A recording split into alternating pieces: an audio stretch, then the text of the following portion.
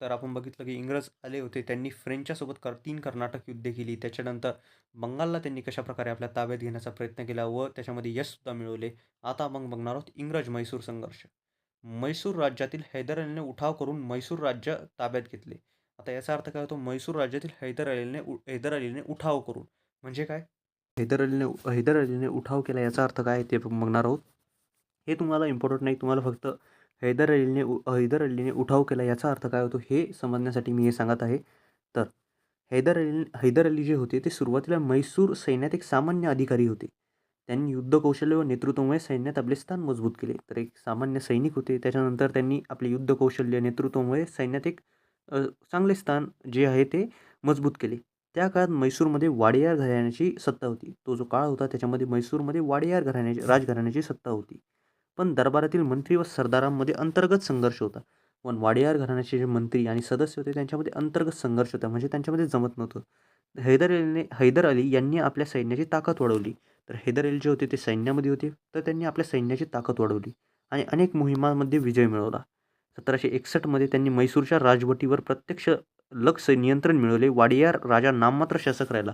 तर हैदर अलीने उठाव केला म्हणजे हैदर अलीने सगळे जे म्हैसूर होतं ते आपल्या ताब्यात घेऊन टाकलं आणि वाडियार जे राज्यघराणं होतं, राजवट होती, त्याचा राजा नाममात्र शासक राहिला. पण खरी सत्ता जी होती ती हैदर अलीच्या हातात होती. पुढे त्यांनी म्हैसूरला एक मजबूत लष्करी राज्य बनवले. तर हैदर अलीने कशाप्रकारे उठाव केला हे आपण बघितलं. जो वाडियार घराण्यातील राजा होता तो नाममात्र शासक राहिला व हैदर अली जो होता त्याने संपूर्ण म्हैसूरला आपल्या ताब्यात घेऊन टाकलं. तर आता आपण बघूया काय झाले पुढे. तर म्हैसूर राज्यातील हैदर अलीने उठाव करून म्हैसूर राज्य ताब्यात घेतले. तर हैदर अलीने कशाप्रकारे म्हैसूर राज्य ताब्यात घेतले आपण बघितले. हैदर अलीच्या मृत्यूनंतर त्याचा मुलगा टिपू सुलतान म्हैसूरच्या सत्तेवर आला. तर हैदर अलीचा जेव्हा मृत्यू झाला तर त्याचा मुलगा होता टिपू सुलतान. हा म्हैसूरच्या सत्तेवर आता आलेला आहे. त्याने इंग्रजाविरुद्धचा लढा शर्तीने लढवला. म्हणजे टिपू सुलतान इंग्रजाविरुद्ध खूप शर्तीने लढला. खूप पराक्रम दाखवून लढला. पण अखेर 1799 श्रीरंगपट्टण येथे झालेल्या युद्धात टिपू सुलतान मरण पावला. पण 1799 जे युद्ध झालं श्रीरंगपट्टण येथे, तेथे जो टिपू सुलतान होता तो मरण पावला. अशा रीतीने म्हैसूरच्या प्रदेशावर इंग्रजांनी आपले वर्चस्व निर्माण केले. तर तुम्हाला फक्त एवढंच करायचं आहे की जो हैदर अली होता त्याने उठाव केले, म्हैसूरचे राज्य आपल्या ताब्यात घेतले. त्याच्यानंतर त्याचा मृत्यू झाला. त्याचा मुलगा टिपू सुलतान ताब्यात आला. पण श्रीरंगपट्टण येथे 1799 झालेल्या इंग्रजांच्या लढाईमध्ये तो मरण पावला आणि इंग्रजांनी म्हैसूरसुद्धा आता ताब्यात घेतलं. तर इंग्रजांच्या हातात आता आलेलं आहे बंगाल, म्हैसूर हे 2 राज्य इंग्रजांच्या आता हातात आलेले आहे. तर आपण आता बघितले की इंग्रजांनी कशाप्रकारे बंगालला आपल्या ताब्यात घेतली, त्याच्यानंतर कशाप्रकारे म्हैसूर त्यांच्या आता ताब्यात आलेली आहे. तर आता आपण काय बघणार आहोत, तर इंग्रजांनी सिंधवर कसा ताबा केला. तर भारतातील आपली सत्ता सुरक्षित करण्यासाठी इंग्रज वायव्य सरहद्दीकडे वळले. तर आता भारतातील जी आपली सत्ता आहे ती सुरक्षित करण्यासाठी त्यांनी वायव्य सरहद्दीकडे आता ते वळलेले आहे. त्यांनी बंगाल, म्हैसूर हे तर जिंकले आहे. पण आता त्यांना आपली सत्ता अजूनही सुरक्षित करणं आहे, तर ते वायव्य सरहद्दीकडे आता वळले. रशिया भारतावर अफगाणिस्तानातून आक्रमण करेल अशी त्यांना भीती होती. तर जो रशिया आहे ना, तो अफगाणिस्तानातून भारतावर आक्रमण करेल अशी इंग्रजांना भीती होती. म्हणूनच इंग्रजांनी अफगाणिस्तानावर आपला प्रभाव प्रस्थापित करण्याचे ठरवले. तर इंग्रजांनी काय केलं, की अफगाणिस्तानावर आता त्यांचा प्रभाव त्यांना प्रस्थापित करायचा आहे आणि त्यांना भीती आहे, की रशिया जो आहे तो अफगाणिस्तानातून आक्रमण करू शकतो. तर आता अफगाणिस्तानावर आपला प्रभाव प्रस्थापित करण्याचे ठरवले. तर आता अफगाणिस्तानाकडे जाणारे मार्ग सिंधमधून जात होते. तर अफगाणिस्तानामध्ये जे मार्ग जात होते ते सिंधमधून जात होते. म्हणजे अफगाणिस्तानाकडे जे पण मार्ग जात होते ते सिंध या प्रांतातून जात होते. यामुळे सिंधचे महत्त्व इंग्रजांच्या ध्यानात आले. तर फॉर एक्झाम्पल इंग्रजांनी जर सिंधवर ताबा करून घेतला तर ते सगळे मार्ग त्यांच्या हातात येऊन जाईल. तर अफगाणिस्तानमधून कोण येत आहे, अफगाणिस्तानवर कोण चाललेलं आहे, अफगाणिस्तानमध्ये काय घटना चालू आहे, हे सगळं आता इंग्रजांना समजणार आहे. पण त्यांना त्याच्यासाठी इम्पॉर्टंट आहे की सिंधवर त्यांचा ताबा झाला पाहिजे.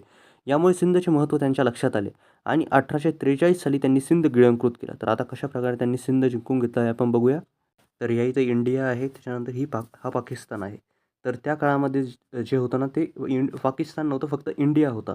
कारण की आपण जी बात करत आहोत ती 1843च्या काळाची करत आहोत. तर त्या काळात पार्टिशन झालेलं नव्हतं. तर इंडिया आणि पाकिस्तान एकच होते आणि ही जी बॉर्डर होती, ही बॉर्डर होती अफगाणिस्तानाला लागून. तर हा मॅप आताच आहे. मी फक्त तुम्हाला एक ओव्हरव्ह्यू देण्यासाठी हा नकाशा आणलेला आहे.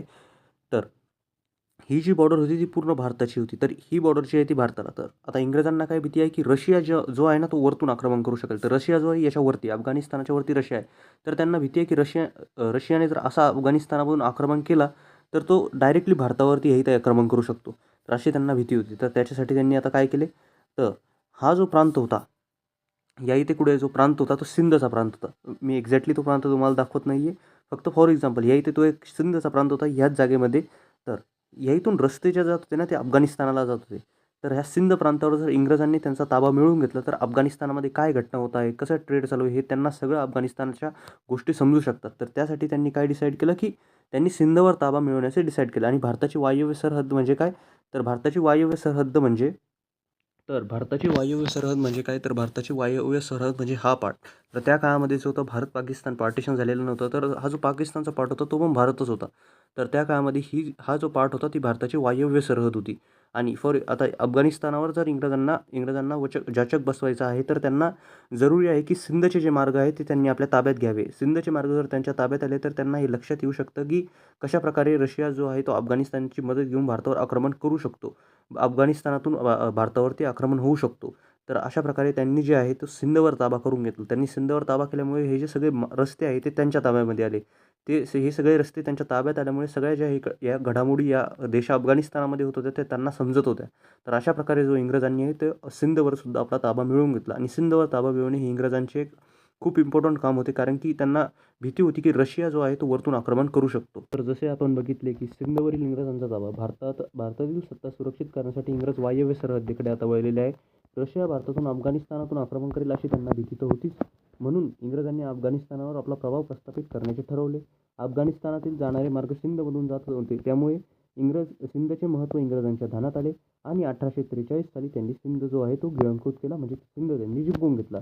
तर आता बंगाल, म्हैसूर आणि सिंध हे जे रिजन्स आहेत ते इंग्रजांच्या आता ताब्यामध्ये आलेले आहेत. तर आता इंग्रजांच्या हातामध्ये जे आहे ते म्हैसूर आलेलं आहे. त्याच्यानंतर इंग्रजांच्या हातामध्ये जो आहे तो सिंध प्रांतसुद्धा आलेला आहे. इंग्रजांच्या हातामध्ये बंगालसुद्धा आलेलं आहे. हे 3 जागा आता इंग्रजांनी आपल्या ताब्यात घेतलेल्या आहेत. तर आता इंग्रज शीख सत्तेचा पाडाव. 19व्या शतकाच्या प्रारंभी पंजाबची सत्ता रणजित सिंहांच्या हाती होती. आता 19व्या शतक म्हणजे काय, तर आता आपण ज्या शतकात राहत आहोत तो 21वं शतक. 21वं शतक म्हणजे काय, जे शतक आहे ते 2000 ते 2100 काळातील जे शतक आहे त्याला आपण म्हणतो 21वं शतक. त्याच्यानंतर 1900 ते 2000चं जे शतक होतं त्याला आपण म्हणतो 20वं शतक. त्याच्यानंतर जे 1800 ते 1900च्या मधला टाईम आहे त्याला म्हणतो आपण 19व्या शतक. तर 19व्या जे शतक होतं त्याच्या प्रारंभी म्हणजे 1810, 1815, 1820 याचा प्रारंभ आपण म्हणता येईल. जसं आता 21व्या शतकाचा प्रारंभ आता चालू आहे, जो 2026, 2027, 2025. तर तसंच 19व्या शतकाचा प्रारंभ होता 1815, 1820 असा जो प्रारंभ असेल, त्यामध्ये सत्ता जी होती ती रणजित सिंहांच्या हाती होती. रणजित सिंहांच्या मृत्यूनंतर त्यांचा अल्पवयीन मुलगा दलीप सिंग गादीवर बसला. तर जेव्हा रणजित सिंहांचा मृत्यू झाला त्यांचा अल्पवयीन म्हणजे त्याचे वय इतके जास्त नव्हते. तर दलीप सिंग जो आहे तो आता गादीवर बसला, पण तो अल्पवयीन आहे. तर त्याच्या वतीने राणी जिंदन राज्याचा कारभार पाहू लागली. पण तो अल्पवयीन मुलगा होता तर त्याला कारभार पाहता येत नव्हता. तर त्याची जी राणी होती, त्याची जी आई होती राणी जिंदन, ती राज्याचा आता कारभार पाहू लागली. मात्र सरदारावर तिचा अंकुश राहिला नाही. जे सरदार होते ते तिचे आउट ऑफ कंट्रोल चालले गेले. म्हणजे त्या सरदारावर तिचा अंकुश आता राहिलेला नाही. ते सरदार तिचं ऐकत नाही असं आपण म्हणू शकतो.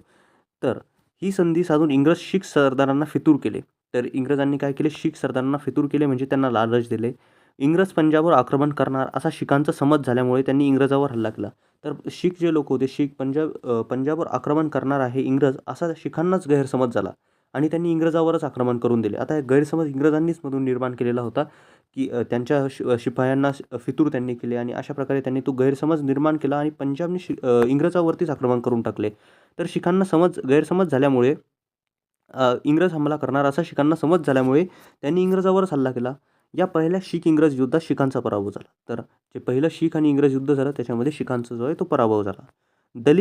सिंगाला इंग्रजांनी गादीवर कायम ठेवले. जो दलीप सिंग होता त्याला इंग्रजांनी गादीवर जे आहे ते कायम ठेवले. पंजाबवरील इंग्रजांचा वाढता प्रभाव काही स्वतंत्रप्रिय शीखांना मान्य नव्हता. तर आता दलीप सिंग याला इंग्रजांनी गादीवर कायम ठेवले, पण इंग्रज तर युद्ध जिंकलेले आहेत. तर आता इंग्रजांनी पंजाबमध्ये आपला प्रभाव वाढायला सुरुवात केली. तर पंजाबवरील इंग्रजांचा वाढता जो प्रभाव होता, काही स्वातंत्र्यप्रिय जे शीख होते त्यांना तो बिलकुल पण मान्य नव्हता. मुलतानचा अधिकारी मूळराज यांनी इंग्रजाविरुद्ध बंड केले म्हणजे त्यांचा विरोध केला. तर मुलतानचा जो अधिकारी होता मूळराज याने जे इंग्रजाविरुद्ध बंड केले, हजारो शीख सैनिक इंग्रजाविरुद्ध युद्धात उतरले. तर परत एक आता युद्ध होणार नाही, तर हजारो शीख सैनिक जे आहे ते आता युद्धात उतरलेले आहे. या दुसऱ्या युद्धातही शीख पराभूत झाले. तर दुसरा जो इंग्रज आणि शिखांचा युद्ध झाला त्याच्यामध्ये सुद्धा शीख जे आहे ते पराभूत झाले. 1849मध्ये इंग्रजांनी पंजाबचा प्रदेश आपल्या राज्यात जोडला. तर आता म्हैसूर, बंगाल, सिंध, पंजाब हे 4च्या 4 प्रदेश आता इंग्रजांच्या हातात आता आलेले आहेत. आपण बघितले की कसे इंग्रजांनी बंगालला ताब्यात घेतले, त्याच्यानंतर कशाप्रकारे म्हैसूरला ताब्यात घेतले, त्याच्यानंतर आपण बघितलं की इंग्रजांनी सिंध प्रांतावर कसा आपला विजय मिळवला, त्याच्यानंतर सिंध प्रांतांचे इम्पॉर्टन्स काय होतं इंग्रजांसाठी, त्याच्यानंतर शीख सत्तेचा कशाप्रकारे पाडाव झाला. पण आता एक सत्ता अजून आहे जी उरलेली आहे. मराठ्यांची सत्ता ही भारतातील महत्त्वाची प्रबळ सत्ता होती. तर त्या काळामध्ये जी मराठ्यांची सत्ता होती, छत्रपती शिवाजी महाराजांनी जी सत्ता स्थापन केली होती, ती मराठ्यांची जी सत्ता होती, ही भारतातील आता एक प्रबळ सत्ता उरलेली होती. मराठ्यांचा पराभव करून इंग्रजांनी भारतावर आपल्या सत्तेचा पाया मजबूत कसा केला, तर इंग्रज मराठ्यांचा आता पराभव कसा करणार आहे, जो की करणं इतका सिंपल नाही आहे. तर आता इंग्रजांनी तो पराभव त्यांचा कसा केला आणि आपल्या सत्तेचा पाया मजबूत कसा केला, याचा अभ्यास आपण पुढील पाठांमध्ये करणार आहोत. तर आता आपण पुढील पाठांमध्ये बघणार आहोत की मराठ्यांची सत्ता जी आहे ती इंग्रजांनी कशाप्रकारे मराठ्यांवर विजय मिळवला. तर हा जो चॅप्टर आहे तो आपला या इथे एंड होत आहे. याच्यामध्ये आपण युरोपातील काही इम्पॉर्टंट घटनांचा अभ्यास केला. त्याच्यानंतर या चॅप्टरमध्ये आपण इंग्रजांनी म्हैसूर, बंगाल, सिंध, पंजाब यांना ताब्यात घेतले हे बघितले. आता पुढच्या चॅप्टरमध्ये आपण बघणार आहोत मेन जी मराठ्यांची आता सत्ता आहे त्याच्यावरती इंग्रज कशाप्रकारे ताबा घेतात.